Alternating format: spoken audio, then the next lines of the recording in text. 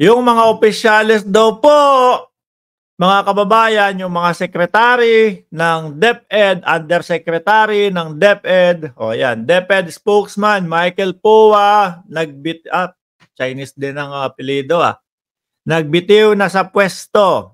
Kinumpirma ni Senator at incoming Secretary ng Department of Education, DepEd, Sani Angara ngayong Martes, Hulyo 16 na nagbitiw na bilang Department of Education Undersecretary at spokesman ng kagawaran ni Attorney Michael Poa. Mga kababayan, di ba mga assign din ni Inday Sara Duterte yan? So ano expect mo? Wala na yung boss. Wala na si Inday. Ano expect mo? Mananatili sila dyan? Baka syempre, sabi nga po, di ba, iimbestigahan lahat. Iimbestigahan din kung saan ginastos yung mga huling budget ng Department of Education. Ako, naniniwala ako, hindi naman na-dispal ko yan eh. Naniniwala ako na ginastos yan, no, sa pag-aaral din ni Inday Sara Duterte para maka-catch up, no, doon sa kung ano yung ginagawa at ano yung trabaho, mga kababayan, doon sa Department of Education. So sa madaling salita po, sa pag-aaral ni BP para maparehas kung paano, para malaman niya kung paano patakbuhin. Unfortunately, kapag ganun nga po ang nangyari, mga kababayan, wala din nangyari. No? Ibig lang din pong sabihin, nagsayang lang din tayo ng oras at panahon. Hindi kagaya nung kung talagang yung mismong tao na alam na kung paano patakbuhin yung Department of Education ang inilagay dyan, o umamin agad si BP Sara, hindi ko kaya to eh.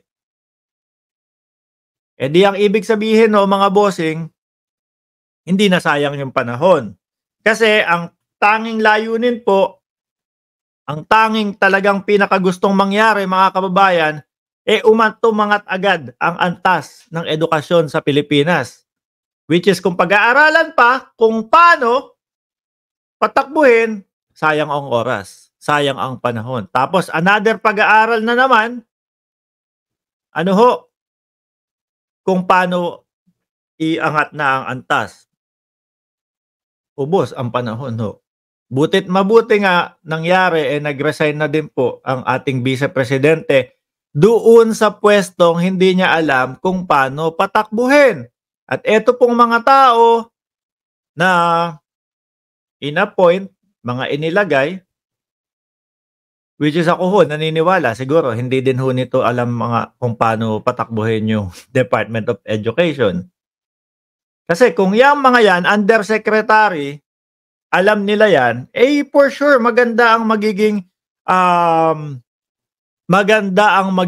kumbaga, trabaho ng ating Vice Presidente, mga kababayan. Kasi pwede nilang isa-adjust, Ma'am BP, Secretary, Department of Secretary, ito po yung pwede natin gawin. Kung sila yung mga nakapaligid, na sinasabi nga ni BP Sara na umasa lang ako doon sa mga nakapaligid sa akin dapat din mag-resign. Kasi wala din pong maitutulong. At palitan talaga, mga kababayan, nung mga tao na talagang makakatulong po kay Senador Sani Angara. Ito, baka mamaya, dahil nga, tinanggal nyo yung si BP Sara, hindi kami makikipagtulungan na maayos sa inyo. Baka lang po, mga bossing. Kasi sa Pilipino, ganyan No, uso po yung pagkain ng ampalaya sa umaga.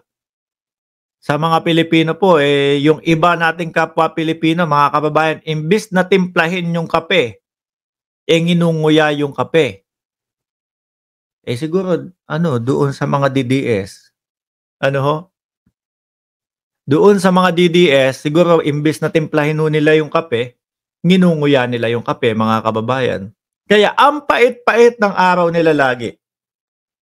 Ang pait-pait ng buong maghapon nila, mga kababayan.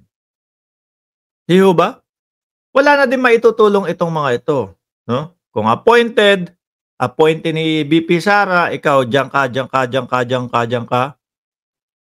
baka hindi na din 'to makipagtulungan po. Mas maigi at yang ginawa nila na mag-resign sila. Kaso po, doon sa pagbabalita nung mga vlogger sa kabila, mga bossing, parang gusto nila, "Oh, tingnan niyo, may kudeta na ding nangyayari sa Department of Education kasi wala na si VP Sara." Mas maigi po na wala itong mga ito, mga kababayan. Mas maigi po na ang papalit po sa kanila ay yung appointee din, yung i-a-appoint, mga kababayan, ni Secretary Sani Angara po. 'Di ho ba, mga boss?